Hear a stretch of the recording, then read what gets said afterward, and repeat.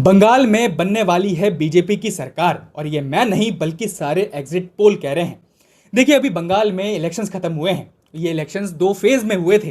पहले फेज में 93.19% की वोटिंग हुई थी और सेकंड फेज में 91.66% की वोटिंग हुई। सोचिए आज़ादी के बाद से पूरे वेस्ट बंगाल में ये पहली बार हुआ था कि टोटल 92.47% की वोटिंग हुई है। तो इसमें कुछ लोगों का मानना है कि लोग घर से इसलिए निकले ताकि वो वेस्ट बंगाल में एक नई गवर्नमेंट ला सके।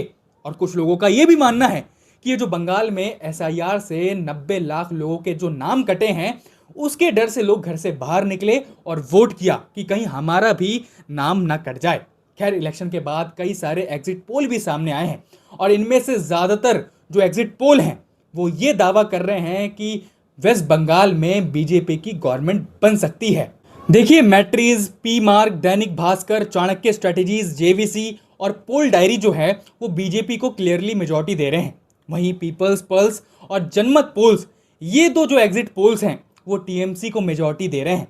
देखिए यहाँ पूरी तरीके से विश्वास तो नहीं कर सकते हैं इन एग्जिट पोल्स पर, क्योंकि 2024 का लोकसभा इलेक्शन तो आप सभी को याद ही होगा, जहां 400 पार हो रहा था लेकिन 240 पर ही निपट गए थे।